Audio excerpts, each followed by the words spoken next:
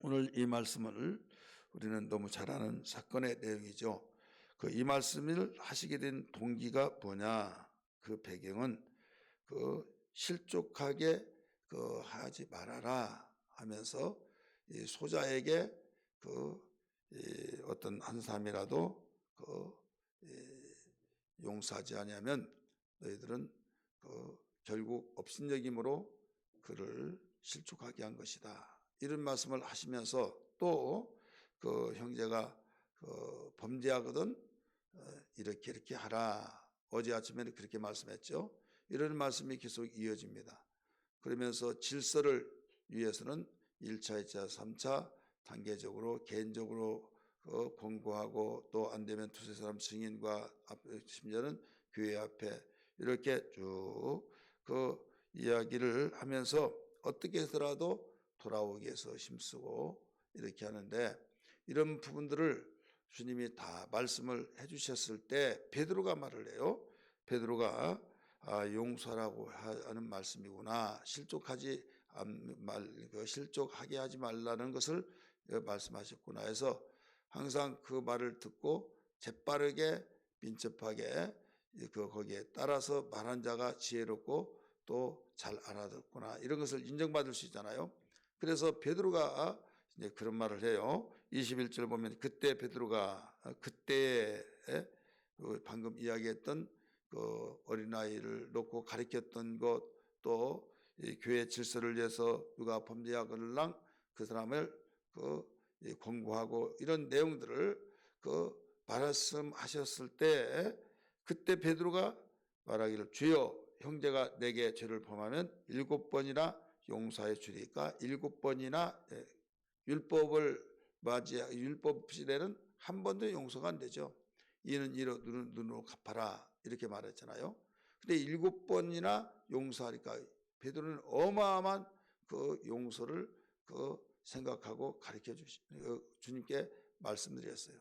그랬더니 예수님이 답변하시기를 22절에 말씀 보니까 이런 말이에요. 7번뿐만 아니라 7번을 70번까지라도 할지니라, 이런 말씀을 해요. 7번이나 내가 용서를 하니까 칭찬을 받을 줄 알았더니 7번뿐만 아니라 7번을 70번이라도 하라. 그럼 77에 49, 490번까지만 하라 그 말이 아니라 7일의 수는 무한의 수를, 완전수를 가리키고 있기 때문에 여기서 용서를 끝까지 하라 이런 말씀이거든요. 여기에서 우리 사건을 잘 아신데 이제 그 다음부터 우리는 예수님의 의도를 알으셔야만 됩니다. 용서하지 아니하면 어떻게 되느냐. 그러면서 그러므로 이 접촉사가 하나 나오죠. 23절에 그러므로 천국은 그 종들과 결산하려 하던 어떤 임금과 같으니, 천국에 대해서 들어갑니다.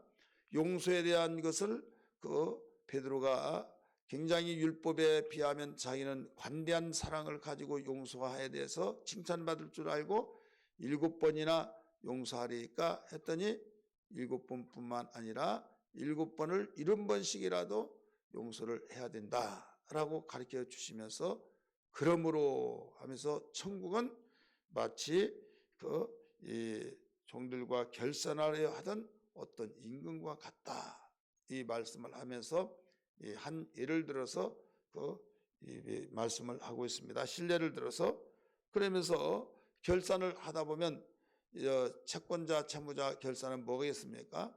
이제 채권자가 돈을 빌려줬을 때 그 채무자는 갚으면 되는 거예요. 근데 갚지 않으면 문제가 생긴 거죠.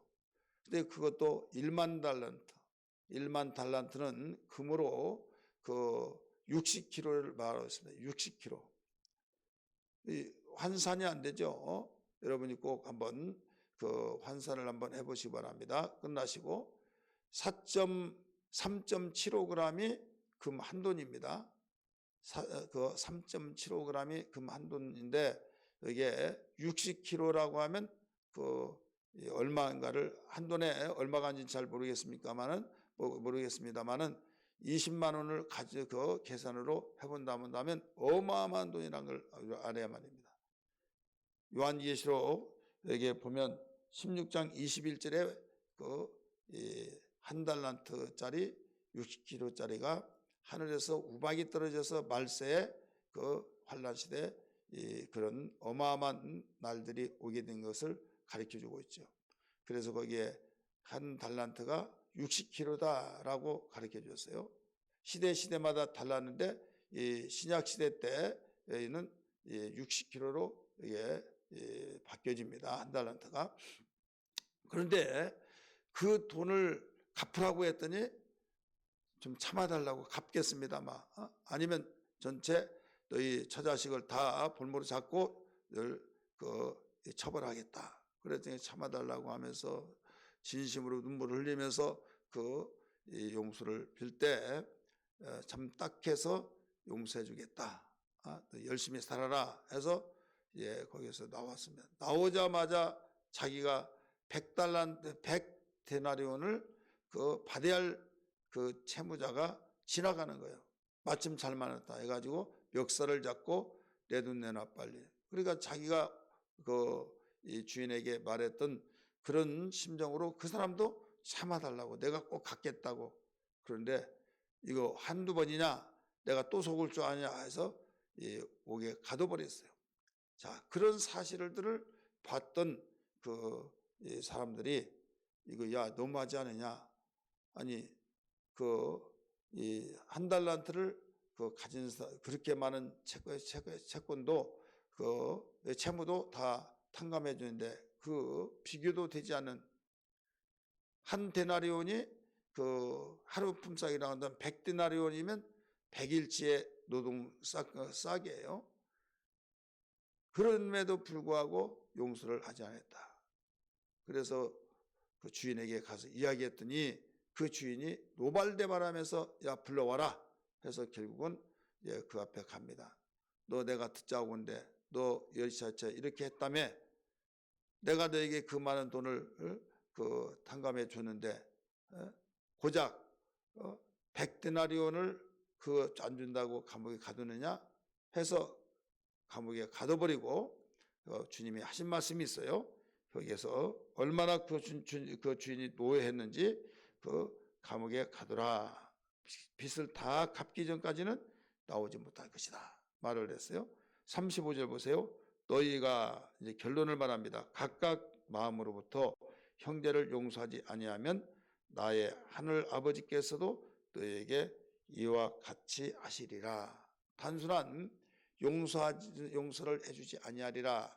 여기에서 끝난 것이 아니라 우리는 왜 지옥 갑니까? 죄 때문에 지옥 가죠. 죄 때문에 저주받고 심판받고 어느 날 죽으면 바로 지옥불에 가잖아요. 그렇기 때문에 이 용서를 하지 아니하면 우리는 주님께로부터 용서를 받았잖아요. 어마어마한 어떤 무엇으로 해결할 수 없는 용서를 받았음에도 불구하고 나한테 죄졌다고 용서를 해주지 아니하면 너 용서를 하늘 아버지께서 해주지 않는다. 이걸 가르쳐 준 거예요. 그러면 결국은 용서를 해주지 않는다라고 한 걸로 끝나는 것이 아니라 여기에 23절에서 그러므로 여기에 용서에 대해서 말하면서 결론을 말한 거예요.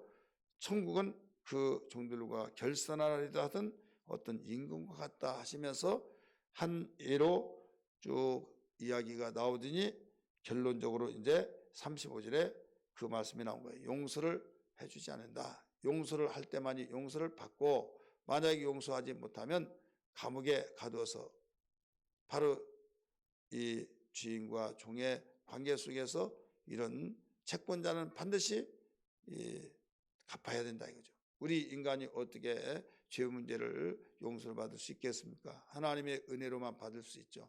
그래서 어떤 무슨 일을 관계 속에서라도 용서해 줘야 된다 하면서 맨 끝에 35절에 이와 같이 하시리라. 이와 같이 결국은 지옥 간다.